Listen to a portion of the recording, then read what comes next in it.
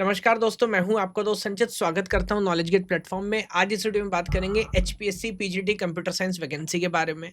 तो अगर आपने फॉर्म भरा हुआ है तो आपको वीडियो देखनी ही है, आपके लिए तो बहुत सारी वैल्यू जनरेट होने वाली है। बट अगर आप टीजीटी पीजीटी कंप्यूटर साइंस में फ्यूचर में जॉब के लिए ट्राई कर रहे हैं और जाना चाहते हैं तो वीडियो देखिएगा, बहुत सारी लर्निंग आपको मिलेगी।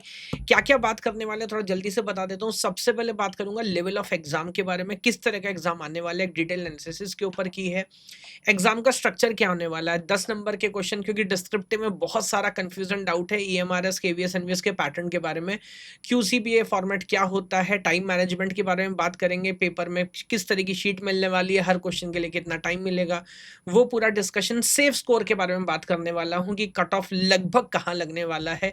काफ़ी होमवर्क किया है। लास्ट 1 महीने में अब आपकी स्ट्रैटेजी क्या होनी चाहिए, कौन-कौन से टॉपिक्स हैं, कितने क्वेश्चन हर जगह से आने वाले हैं, और आखिरी में बात करूँगा 5 पॉइंट स्ट्रैटेजी जो इस 1 महीने में आपको हेल्प करेगी, है ना? तो ये एक मोटा-मोटा अंडरस्टैंडिंग है। बाद में बात करूँगा हम यहाँ पर क्या एफर्ट कर रहे हैं, क्या कोशिश कर रहे हैं, आप लोगों की जर्नी को और आसान बनाने के लिए उस पर डिस्कशन करेंगे। तो सबसे पहले बात कर लेते हैं लेवल ऑफ एग्ज़ाम के बारे में। देखिए, एक चीज़ हमें समझनी पड़ेगी, जो लास्ट ईयर वाला रिक्रूटमेंट था वो मुझे बताने की ज़रूरत नहीं है। आप में से बहुत सारे लोग ऐसे हैं जिन्होंने वो रिक्रूटमेंट लिखा भी था, पेपर बहुत ख़राब था, पेपर बहुत घटिया क्वालिटी का था, ऐसा बोलूँगा। बिकॉज़ एक होता है हार्ड बनाना, एक होता है थोड़ा और ज़्यादा हार्ड बनाना। बट कुछ स्टूडेंट्स तो मुझे बता रहे थे एस्पिरेंट की, कोई आईआईटी का सर असाइनमेंट मिला है, 3-4 क्वेश्चन तो वहाँ से उठा के एकदम कॉपी पेस्ट कर दिए गए थे। मैंने खुद क्वेश्चन देखे हैं, पूरा पेपर सॉल्व किया है, वो बहुत ही खराब था। और मेरे को लगता है एचपीएससी ने क्रिटिसिज्म लिया भी होगा, और जिसने पेपर सेट किया है, उसको भी सेट किया गया होगा। तो कंक्लूज़न क्या है? क्या एचपीएससी इस गलती से सीखने वाली है? ऑब्वियसली सीखने वाली है। तो पहली चीज़ जो आपको समझनी पड़ेगी कि जहाँ तक डिफ़िकल्टी की बात है, कुछ लोग सोच रहे हैं जैसा पेपर लास्ट टाइम आया था ऐसे ही इस बार आएगा, ऐसा आप बिल्कुल गलत सोच रहे हैं। पेपर पहले से बहुत वेल बैलेंस्ड आएगा, पॉइंट नंबर 1, और रिलेटिवली तो बहुत आसान आएगा, है ना? ये एक बात आपको समझनी पड़ेगी। लेकिन एक चीज़ और अब मैं आपको बता दूँ, जो एचपीएससी का जो रिक्रूटमेंट माइंडसेट है, जितना मैंने होमवर्क किया और जितना मेरे को समझ आया ना, ऐसा भी मत मानिएगा कि पेपर बहुत आसान आ जाएगा सर, कि इस बार तो मानो कुछ भी हो, वैकेंसी सारी भरनी ही है, ऐसा बिल्कुल भी नहीं है। एचपीएससी हमेशा क्वालिटी पे ध्यान देता है, क्वालिटी पे ओवर क्वांटिटी। तो अगर इस बार भी बाद में कुछ जॉब खाली चली गई, हो सकता है जाएँगी, मेरा मानना है कि कुछ हो सकता है बाद में खाली चली जाएँ, ऐसा ऐसा बिल्कुल हो सकता है, तो वो जा सकती हैं। ऐसा नहीं है कि एचपीएससी आँख बंद करके कि किसी को भी भर लेगा कि इस बार तो हमें कंप्लीट करना ही है, ऐसा नहीं होगा। तो सर फिर पेपर कैसा आएगा? तो मैं ऐसा बोल देता हूँ कि अभी जो पेपर हुए हैं TGT, PGT, computer science, KVS, NVS, EMRS, क्या वो लेवल होगा? जी नहीं, लेवल उससे बहुत ऊपर होने वाला है। बट क्या जो लास्ट टाइम रिक्रूटमेंट था लेवल वो होने वाला? नहीं, लेवल उससे बहुत नीचे होने वाला है। तो अगर आपको थोड़ी अंडरस्टैंडिंग है, क्योंकि आप में से ज़्यादातर लोग टीचिंग कैटेगरी में ही हैं, तो मान के चलिए कुछ हद तक जो यूजीसी नेट वाला पैटर्न होता है, लगभग उस लेवल के क्वेश्चन आपको मिलेंगे। गेट के कुछ क्वेश्चन प्रीवियस ईयर वाले मिल सकते हैं, आसान वाले, बट ऐसा भी नहीं है कि गेट लेवल तक के क्वेश्चन होंगे। कंसेप्चुअल क्लैरिटी, बेसिक अंडरस्टैंडिंग अगर आपको है तो आप पेपर बहुत अच्छे से करके आएँगे, है ना? तो आपको ये एक बेसिक अंडरस्टैंडिंग मैंने बता दी about the difficulty of the paper, कि लास्ट ईयर वाला एग्ज़ैक्ट आएगा, टेंशन मत लीजिएगा, ऐसा नहीं होगा। अब यहाँ पर बहुत सारी बातें कर लेता हूँ। पहले बात कर लेता हूँ स्ट्रक्चर ऑफ एग्ज़ाम के बारे में। तो लास्ट ईयर हमें पता है कि सर पैटर्न क्या था? पैटर्न था कि 15 क्वेश्चन आए थे, हर क्वेश्चन 10 नंबर का था, 150 नंबर का पेपर है। इस बार भी नोटिस में यही बताया गया कि पेपर 150 नंबर का होगा, मोर और लेस स्टैंडर्ड फिक्स है। लेकिन क्या 10-10 नंबर के जैसे पिछली बार घटिया क्वेश्चन पूछ लिए गए कि बस एक क्वेश्चन लिख दिया और अब आप उस पे लिखते जाइए, इस बार ऐसा नहीं होगा। एक चीज़ जो मैंने नोटिस करी, एचपीएससी की वेबसाइट पे जाके आप भी चेक कर सकते हैं। कंप्यूटर साइंस के बाद जो दूसरे सब्जेक्ट्स के भी एग्जाम हुए हैं, जैसे आई थिंक पीजीटी इंग्लिश में देख रहा था, केमिस्ट्री देख रहा था, मैथ्स देख रहा था, तो फॉर्मेट अलग है। मतलब क्या है, क्वेश्चन 15 ही है, क्वेश्चन 10 नंबर का ही है, बट वो क्वेश्चन फर्दर छोटे पार्ट्स में डिवाइडेड है ना? तो जैसे मैंने देखा 5+5 वाला फॉर्मेट है, कि एक क्वेश्चन है जिसके फर्दर 2 सब पार्ट है, तो मोटा मोटा आपको अंडरस्टैंडिंग है कि हर दोनों पार्ट 5-5 नंबर के। असिमेट्रिक डिवाइड भी किया, 2+3+5 या 2+2+2+2, 5 सब पार्ट पूछ लिए। लिए, या जैसा इस बार केवीएस एनवीएस में हुआ है कि कहने को 4 नंबर का डिस्क्रिप्टिव था बट वो 4 अलग-अलग स्टेटमेंट थे, सब 1-1 नंबर के थे। तो क्या हर क्वेश्चन सेम पैटर्न फॉलो करेगा? अभी कोई नहीं बता सकता, भविष्य की बात है। लेकिन मेरे को लगता है कि 10 नंबर के क्वेश्चन इस बार स्ट्रेट फॉरवर्ड नहीं पूछे जाएँगे, वो फर्दर डिवाइड होंगे। क्या एक ही पैटर्न में सारे क्वेश्चन डिवाइड होंगे या अलग-अलग क्वेश्चन अलग-अलग पैटर्न में डिवाइड हो सकते हैं, ये देखने की बात होगी। बट ये पहली बात जो आपको समझनी पड़ेगी, है ना? जैसा मैंने बोला, मैंने ऑलरेडी बाकी जो पेपर्स है वो भी स्टडी किए, तो एचपीएससी भी पैटर्न ऐसा फॉलो कर रहा है। दूसरी बात, क्यूसीएबी क्वेश्चन कम आंसर बुकलेट जो लास्ट ईयर भी था वो कंटिन्यू रहेगा। तो आपको क्या समझना है, बुकलेट आपको मिलेगी कुछ इस तरह से, जैसे A4 शीट हमारी होती है, ऊपर क्वेश्चन आपके पास प्रिंटेड रहेगा, कोई लाइन नहीं होगी, बाकी नीचे का स्पेस पूरा ब्लैंक होगा और आपको उसी फिक्स स्पेस के अंदर लिखना होगा। सर कितनी जगह मिलेगी? तो अगेन अगर मैं थोड़ा सा आपको अंडरस्टैंडिंग दूं तो मान के चलिए एक जो 10 नंबर का आपका क्वेश्चन है उसके लिए आपको 4 A4 शीट मिलेंगी। ऐसा मान लीजिए 1 और 2, जो A4 शीट माने जो आमतौर पर प्रिंटर का जो साइज होता है, ये 4 A4 शीट मिलेंगी। अगर क्वेश्चन फर्दर डिवाइडेड है, मान लीजिए 4 पार्ट में डिवाइड है, तो हो सकता है चारों पार्ट के ऊपर एक-एक क्वेश्चन मिले, एक-एक पार्ट लिखा मिले, उसको आप फर्दर लिख सकते हैं। बट मान के चलिए 10 नंबर के क्वेश्चन के लिए 4 शीट आपको भरनी है और समय का भी हिसाब लगाना है, पूरा दिन तो है नहीं हमारे पास। तो टोटल हमारे पास 3 घंटे 180 मिनट है, 15 क्वेश्चन है, तो अगर हिसाब लगाएंगे तो लगभग 12 मिनट आपके पास है। तो एक फॉर्मेटिंग पूरी समझनी है, यानी कि 12 मिनट के अंदर 4 A4 शीट भरने का लेवल अंडरस्टैंडिंग आपके पास होनी चाहिए। प्रैक्टिस आप करेंगे, है ना? बिकॉज़ टाइम मैनेजमेंट अगर नहीं करे और कुछ क्वेश्चन छोड़ के आ गए तो बात बड़ी गड़बड़ हो जाने वाली है। और इसका मैं बोलता हूँ, इसका एक सिंपल तरीका ये है सर, करने की विद्या करना पड़ेगा। रोज 1 घंटा 2 घंटा, आगे मैं फिर फर्दर बात करूँगा। अगर सीरियस एस्पिरेंट तो प्लीज़ लिख के देखिए। मतलब एक लेवल का तो ऐसा भी हो सकता है, सर मेरे को आता नहीं, कोई बात नहीं भाई, तू कॉपी भरने की प्रैक्टिस कर ले, बट तू लिख के आ, है ना? ये मैंने स्ट्रक्चर के बारे में बात कर ली। ये फॉर्मेट ऑफ द मैं ऑलरेडी आपको बता चुका हूँ। डिपेंडिंग 60-70 पेज की बुकलेट आपको मिल सकती है, उससे ज़्यादा भी मिल सकती है, डिपेंडिंग उनका क्या मानना है कि इस आंसर को लिखने के लिए कितना जगह मिलेगी। मोटा-मोटा आइडिया मैंने आपको बता दिया। कोरा वो होगा, ये मैंने आपको बता दिया। यहाँ पे लाइनें खींची हुई नहीं मिलेंगी, तो आपको प्रैक्टिस भी, कुछ लोग लाइन वाली कॉपी भी प्रैक्टिस करते हैं, ऐसा मत करिएगा। प्रैक्टिस भी एकदम ब्लैंक शीट पे करिए। A4 का ही एक बंडल ले लीजिए, उससे आपका काम हो जाएगा, पूरी प्रैक्टिस आपकी कंप्लीट हो जाएगी। यस, अगली बात करते हैं। अब बात करते हैं सेफ स्कोर की और टारगेट की, जिसकी थोड़ी सी मैथ्स आपको समझाता हूँ। देखिए, टोटल नंबर ऑफ वैकेंसीज जो है वो है 1672। और पहले क्या बोला गया था? पहले बोला गया था कि अगर वो जो हमारा स्क्रीनिंग टेस्ट है जो कि स्किप हो गया, इस स्क्रीनिंग टेस्ट के बाद 4 गुना कैंडिडेट सेलेक्ट होने थे। लेकिन क्योंकि ये टेस्ट स्किप हुआ है, इससे अंदाजा लगाया जा सकता है कि 4 गुना, इसका मतलब एप्लीकेशन आई ही नहीं है ना? तो स्क्रीनिंग टेस्ट स्किप हो गया, इसका मतलब बहुत ज़्यादा वैकेंसी तो नहीं है। नंबर ऑफ एप्लीकेंट्स 6000 से कम ही है, वरना तो स्क्रीनिंग टेस्ट एचपीएससी कराता। अब यहाँ पर एक बात समझ लेते हैं, ये जो हमारा सब्जेक्ट नॉलेज टेस्ट अभी होने वाला है, ये भी फाइनल टेस्ट नहीं, इसके बाद इंटरव्यू, और इंटरव्यू के लिए क्लियर कट लिखा गया नोटिस में 2 गुना कैंडिडेट्स को कॉल करना है, यानी कि लगभग 3344 कैंडिडेट जो हैं वो इंटरव्यू के लिए कॉल करे जाएंगे। तो मैं अगर पुरानी हिस्ट्री समझूं, नंबर ऑफ एप्लीकेशन समझूं, तो मेरे को नहीं लगता सर कट ऑफ बहुत ऊपर जाएगा। पेपर में ऑलरेडी बोल चुका हूं, अभी भी लेवल 1 आने वाला है। तो आप ये मान के चलिए कि जो 35% मिनिमम मार्क्स आपको लाना है, ऐसा काफी पॉसिबिलिटी कि कट ऑफ वहीं रह जाए। बाकी 50% से ऊपर चले जाए, इस बात को बहुत कम चांसेस हैं। तो 52.5 बनता है सर 35% मार्क्स। तो मान के चलिए यहां से अगर 75 तक के बीच में आपके आ गए तो सेफ ऑफ द सेफ है। यहाँ पे अपने को टारगेट सिर्फ ऐसा नहीं इंटरव्यू के लिए जाना है, थोड़ा सा ज्यादा नंबर लेके जाओगे, क्योंकि जो वेटेज है सर 87.5% वेटेज रिटर्न का ही है ना? सिर्फ 12.5% वेटेज है जो कि फाइनल आपके इंटरव्यू का है। तो कुछ लोग इंटरव्यू ऑब्वियसली इतना कंफर्टेबल नहीं होते, तो बात सिर्फ क्लियर करने की नहीं है, इतने अच्छे से क्लियर करना है कि इंटरव्यू आपके लिए इररिलेवेंट हो जाए, कि थोड़ा खराब भी गया तब भी फाइनल मेरिट में आप जाने वाले हो। और मेरे को लगता है इंटरव्यू सर इतना मैटर यहाँ करेगा भी नहीं, क्योंकि इतने एस्पिरेंट ही नहीं पहुंचने वाले, है ना? तो मैं आपको याद दिला रहा हूँ सर, ये सारा फॉर्मेट, इतनी सारी चीजें भर के आनी है, और आपने बोला 12-12 मिनट लिख के आना है, तो ये कैसे करेंगे? पर दोबारा समझना भाई, 150 में से 150 नहीं लाने, 140 पे कट ऑफ नहीं लग रहा, 130 पे कट ऑफ नहीं लग रहा, कट ऑफ लग रहा है 60-70 नंबर पे। इतना तो ला सकते हो, 50% नंबर ही तो लाने की बात हो रही है ना। और पूरी कॉपी भर के आओगे ना 60 पेज की 3 घंटे में, तो आ जाएंगे इतने नंबर, ट्रस्ट में। ठीक है, अभी होगा कैसे वो 1 महीने के अंदर आपको बताता हूँ। अब आ जाते हैं लास्ट 1 मंथ की स्ट्रेटेजी पे क्या करना है। देखो एक बात समझना, अगर मैं बात करूँ इंटेंशन की, कि आप चाहते हैं कि आपका सिलेक्शन हो, तो सर हर कोई चाहता है ना उसका सिलेक्शन, इंटेंशन में किसी की प्रॉब्लम नहीं है ना? और भारत में सरकारी नौकरी, वो भी एचपीएससी गेजेटेड पोस्ट, सर हर कोई चाहता है। तो प्रॉब्लम इंटेंशन की नहीं है सर, प्रॉब्लम है एग्जीक्यूशन की। हम मन करता है, हमारा मन करता है सर पढ़ने का, पढ़ नहीं पाते, कभी ये काम हो जाता है, कभी वो काम हो जाता है, कभी लाइट चली जाती है, कभी कुछ और हो गया, जब कुछ नहीं हुआ तो सर मूड नहीं बना। कोशिश करी थी, वो इंस्टाग्राम में टाइम वेस्ट हो गया, यूट्यूब पे टाइम वेस्ट हो गया, सोचा चाय पी लेंगे तब पढ़ेंगे, सो लें तब पढ़ेंगे, हो नहीं पाया। क्या करना पड़ेगा सर? तो करना ये पड़ेगा, जैसे मान लीजिए पहले फिजिकल क्लासरूम क्लासेस होती थी, स्कूल है। अभी जाने नहीं जाने का ऑप्शन नहीं है ना, जाना ही है ना सुबह उठ के स्कूल।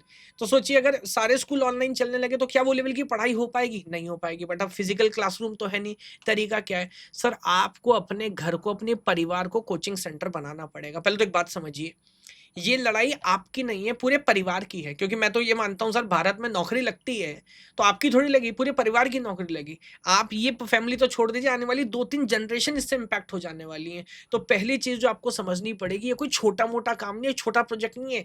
1 महीने की बात है, आपको अकाउंटेबिलिटी सेट करनी पड़ेगी। मैं तो कहता हूँ अपने परिवार में जो भी हैं, उनको सबको बोलिए, याद दिलाइए, ये मेरा पेपर है, ये इसकी इम्पोर्टेंस है, और वैसे सरकारी नौकरी मिलना बहुत मुश्किल होता है। इस बार वैकेंसीज़ ज़्यादा हैं और एप्लीकेशन बहुत कम है। 1 महीना अगर मैं कंसिस्टेंटली मैंने काम कर लिया, तो मेरा बेड़ा पार हो जाएगा। और अगर आपको दिखे कि मैं अच्छे से नहीं पढ़ रहा, नहीं पढ़ रही, तो मुझे टोकिए, है ना? मेरे हाथ में फ़ोन दिखे, मुझे टोकिए, मैं टाइम वेस्ट करती पाई जाऊँ, प करता पाया जाऊँ, मुझे टोकिए। तो अपने परिवार को अपना ट्यूशन टीचर बना दीजिए, अपना अपना गुरु बना दीजिए कि मेरे को कहीं भी टाइम वेस्ट करना ही नहीं है। एक और बात है, मेरे को लगता है ना कभी-कभी होता ही है, हम अपनी प्रॉब्लम डिस्कस ही नहीं करते फैमिली के साथ, क्योंकि यहाँ पे बहुत सारी फीमेल गृहिणियाँ भी हैं, इसलिए मैं बोल रहा हूँ। आप ये बात समझाइए अपने परिवार को कि ये पेपर कितना इम्पोर्टेंट है और 1 महीने का ही समय है ना? तो क्या ये रिस्पॉन्सिबिलिटी, मुझे पता है रोज़ आप ही करते हैं, 1 महीने के लिए मैनेज हो सकता है क्या? क्या 1 महीने के लिए मुझे एकांतवास मिल सकता है क्या? एक कमरा मेरे पास हो, या एक घर की लोकेशन ऐसी जहाँ मैं पढ़ूँ, मुझे कोई डिस्टर्ब ना करे, है ना? आपके छोटे बच्चे 1 महीने के लिए अपने पति से पूछ लीजिए, अगर पॉसिबल है, क्या 1 महीने सुबह आप उन्हें स्कूल भेज सकते हैं क्या? आप मेरी बात समझ रहे हैं? क्योंकि आप अकेले की लड़ाई नहीं है, नौकरी आपको नहीं मिल रही, नौकरी पूरे परिवार को मिलेगी, सबका भला होगा। हो सकता है बहुत सारा काम खुद करती हों, करते हों, कोई हाउस हेल्प रख सकते हैं क्या? सॉल्यूशन निकालना पड़ेगा, उस प्रॉब्लम को बैठ के रोना नहीं है। प्लीज़ इस बात को समझिए। तो मैं तो ये मानता हूँ, क्योंकि ऐसा तो है नहीं बाद में फ़ायदा मेरा होगा, बाद में फ़ायदा हम सबका होगा। तो आपके पास जो-जो डेली काम-काज है, उसमें किसकी मदद ले सकते हैं, किसी को हायर कर सकते हैं। हमेशा के लिए नहीं करना, 1 महीने के लिए हेल्प लगा लीजिए, कोई बात नहीं, थोड़ा-सा पैसा इन्वेस्टमेंट है, बट अगर पैसा खर्चा करके टाइम खरीदा जा सकता है, तो खरीद लीजिए। मैं ये नहीं कह रहा नौकरी छोड़ दो, छुट्टी मिल सकती है क्या? विदाउट पे मिल जाए। पेट में तो दर्द किसी के भी हो सकता है, वो आप भी जानते हैं, मेडिकल इंडिया में मिलना कितना आसान है। अगर वो भी पॉसिबल नहीं, 1 दिन की छुट्टी ले लीजिए, रास्ते में पढ़िए, वहाँ ड्यूटी पे मौका मिले वहाँ पढ़िए, ट्रैवलिंग के दौरान पढ़िए, बट ये पूरा टाइम मैनेजमेंट आपको बनाना पड़ेगा, और बनेगा कैसे? एग्ज़ीक्यूशन से बनेगा, अपना एनवायरनमेंट सेट करना पड़ेगा आपको। अब आपके घर में सबको पता होना चाहिए इसका पेपर है, क्योंकि कभी-कभी क्या होता है ना, हमारा भी मूड सही है ना? शाम को हमारा ही मूड हुआ थोड़ा समय बर्बाद करने का, हो जाता है ना, भाई मेरे को टोक दी, उस समय मेरे ऊपर ना राक्षस हावी हो गया है। मेरा मन कर रहा है टीवी देखने का, फ़ोन चलाने का, मेरा फ़ोन लेके बाहर रख दी हूँ, ऐसा करना है ना? लेट नाइट पढ़िए, सुबह उठ के पढ़िए, बट 1 महीने पूरी जान लगा दीजिए, तब होगा सिलेक्शन, और हो जाएगा। अभी नहीं हुआ तो कब होगा? आप जितने लोग कितने समय से पापड़ बेल रहे, तपस्या कर रहे, इतने आंदोलन, इतने कोर्ट केस, तब जाके भर्ती हो रही है, और ये आपने अगर ऐसे ही निकाल दी, तो फिर सरकार की क्या गलती है ना? इस पे बहुत काम करिएगा, मैं बोल रहा हूँ आपसे। थोड़ा-सा मैं बात कर लेता हूँ एक बार इम्पोर्टेंट टॉपिक्स की, जो मेरे को अभी समझ आ रहा है। देखिए, मान के चलिएगा, पाइथन में से कम 3 क्वेश्चन जो लास्ट टाइम आए थे, 3 कम से कम आएँगे। तो 45 नंबर के क्वेश्चन पाइथन से, आप समझिए पूरा 150 छोड़ दीजिए, हमें पास होने के लिए कितने में 60-70 नंबर चाहिए, हमारा बेड़ा पार हो जाएगा। पाइथन पर रगड़ा मारिए बहुत अच्छे से। ये आर्ग्यूमेंट नहीं सर, हमारी प्रोग्रामिंग बहुत ईएमआरएस में, केवीएस इनवेस में मैंने देखा है। तो जहाँ से क्वेश्चन है तो उस पे काम करिए। हम इसमें आपकी कैसे मदद कर सकते हैं आपको बताऊँगा। डेटा स्ट्रक्चर एल्गोरिथम, सॉर्टिंग है, और बहुत सारे टॉपिक्स हैं। बहुत आसान-आसान टॉपिक है। इसमें से क्वेश्चन आएँगे ही आएँगे। कंप्यूटर नेटवर्क से लास्ट टाइम भी न्यूमेरिकल आया था। इसकी बेसिक अंडरस्टैंड 1 महीना है अभी हमारे पास। ऐसी कोई दिक्कत नहीं है। तो अगर 5-7 दिन आप पाइथन पे दे दो, कोई प्रॉब्लम नहीं है। उसका कंप्यूटर आर्किटेक्चर है, एसक्यूएल में से एक क्वेरी आनी ही आनी है। कम से कम जो भी ईएमआरएस में, केवीएस एनवीएस में क्वेरी आए, वो उठा के सॉल्व कर लीजिए, इस पे थोड़ी प्रैक्टिस करिए। एक question operating system, digital logic, TOC compiler. अच्छी बात ये है, पेपर लास्ट ईयर भी टफ था, लेकिन सर वेल बैलेंस्ड था। इस बार भी मुझे लगता है पेपर वेल बैलेंस्ड आएगा। है ना? लेकिन करने की विद्या करने से होगा। बाकी जो एडिशनल टॉपिक है इमर्जिंग ट्रेंड सॉफ्टवेयर, आपका मन है करो, मन है छोड़ दो, क्योंकि अगेन कट 145 पे नहीं लग रहा, बार-बार यही याद दिला रहा हूँ, है ना? तो कभी-कभी क्या होता है ना, सर हम खुद ही नहीं विश्वास कर पा रहे हमारा हो रहा है, आप ज़्यादा कॉन्फिडेंट, भाई तुम्हारा हो जाएगा, मेरी बात लिख लो, इस वीडियो को नोट करके रख लो, बाद में 1 महीने बाद याद करोगे। समय देना पड़ेगा। सुभाष चंद्र बोस ने कहा था ना, तुम मुझे खून दो, मैं तुम्हें आज़ादी दूँगा। तो मैं आपसे बोल रहा हूँ टाइम देना पड़ेगा, बिना टाइम दिए सिलेक्शन नहीं होगा, इस बात को ध्यान करना है ना? हम यहाँ पर क्या कर रहे हैं, पहली चीज़ जो मैं अपने सारे स्टूडेंट्स को एडवाइस कर रहा हूँ, जितने स्टूडेंट्स एनरोल्ड है, रिकॉर्डेड वीडियोज़, है ना? बहुत ज़्यादा हमने कंटेंट यहाँ पे आप देखेंगे, लगभग 160 घंटे का कंटेंट है। उसमें भी कुछ जो लेस इंपॉर्टेंट स्किप किया जा सकता है, बट भाई देखना तो पड़ेगा। जब तक वीडियो देखोगे नहीं, कंसेप्ट देखोगे नहीं, तब तक होगा नहीं। बहुत सारे लोग मेरे यूट्यूब वाले वन शॉट देख रहे हैं, बेसिक अंडरस्टैंडिंग के लिए वो काफ़ी है। एचपीएससी में पीजीटी कंप्यूटर साइंस सिलेक्शन के लिए वो काफ़ी नहीं है। तो स्टेप नंबर 1 ये करना है। अभी ऑब्जेक्टिव क्वेश्चन छोड़ दीजिए, डिस्क्रिप्टिव की प्रैक्टिस करनी है। तो यहाँ पर हमने 2 काम किए। पहला तो 750 से ज़्यादा descriptive questions including previous year HPSC, this year KVS, NVS, EMRS, वो सारे क्वेश्चन यहाँ पर हैं, विद सॉल्यूशन यहाँ पर है। आप सबसे बेस्ट प्लेटफॉर्म हमने बनाया है। आपको क्वेश्चन का आंसर क्लिक करना है, लिखना है और सबमिट कर देना है, और रैंडम टेस्टिंग नहीं कर रहे, क्वालिटी टेस्टिंग, क्वालिटी आंसर कर रहे हैं। सर हमारे पास लिखने का भी समय नहीं है। पहली बात तो लिखना पड़ेगा, आप स्किप कर सकते हैं और सीधे आंसर देखिए। मैं कह रहा हूँ 750 क्वेश्चन, लिखने का समय नहीं है, पढ़ने का समय। एक बार सरसरी निगाह निकाल लीजिए। दूसरा स्टेप ये करना पड़ेगा, और अगर आप सीरियस एस्पिरेंट हैं, दिन में कम से कम 1 से 2 घंटे आंसर राइटिंग करनी पड़ेगी। इसका कोई समाधान नहीं है। प्रैक्टिस करेंगे, गलती करेंगे, उससे सीखेंगे, और जब सबमिट करेंगे आंसर पता लगेगा तो समझेगा कि क्या गड़बड़ हो रहा है।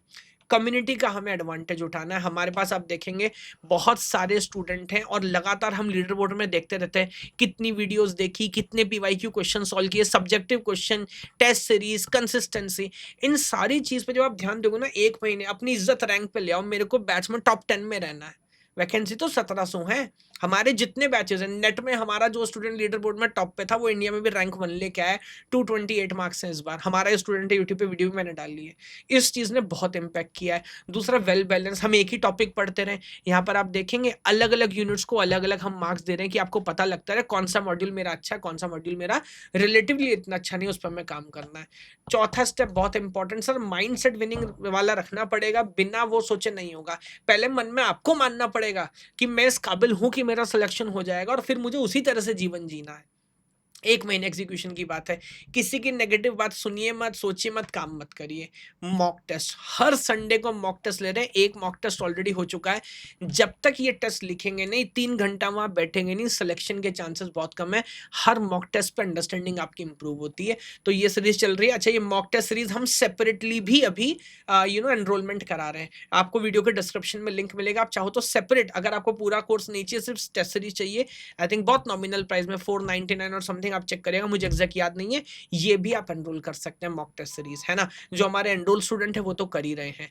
पूरा सिलेबस है ना? अभी हमने एक काम और किया आने वाले टाइम के अंदर। अब अगले हफ्ते से क्लासेस हम शुरू कर रहे हैं। रिकॉर्डेड तो है, हाई स्पीड रिवीजन क्लासेस जो हमने पहले भी की थी, उससे बहुत इंपैक्ट आया, बिकॉज लाइव क्लास का इंपैक्ट होता है। तो अगला 1 हफ्ता सिर्फ और सिर्फ पाइथन बेड़ा पार लगाएगा सर। तो इस पे लाइव क्लासेस चलने वाली हैं। उसके बाद डीएसएन एल्गोरिथम, लास्ट टाइम भी 4 क्वेश्चन थे, 2 हफ्ते इनको, और आखिरी के 2 हफ्ते डीबीएम एसक्यूएल ऑपरेटिंग सिस्टम, और यहाँ पे नेटवर्क डिजिटल टीओसी कंपाइलर्स में से कुछ क्लासेस मैं भी लूंगा, कुछ क्लासेस बाकी कंसर्न फैकल्टी लेंगे जो अपने अपने सब्जेक्ट्स के मास्टर हैं। बट 1 महीना कंसिस्टेंसी के साथ काम करेंगे, तब सिलेक्शन होगा। आप अगर अभी भी लग रहा है कि एग्जीक्यूशन में प्रॉब्लम आ रही है, एनवायरमेंट प्रॉब्लम है, तो सर बैच में एनरोल कर सकते हैं। बाकी मैं टेल मी एनीथिंग सेशन लगाता रहता हूँ। कम्युनिटी यहाँ पर है, जिसमें आप लोग आपस में डिस्कशन कर सकते हैं, शेयर कर सकते हैं। बाकी मैं ऑलरेडी सारी बात बता चुका हूँ। स्वर्णिम मौका है सर। बाद में फिर होगा कि इतने नंबर से रह गया, उतने नंबर से रह गया।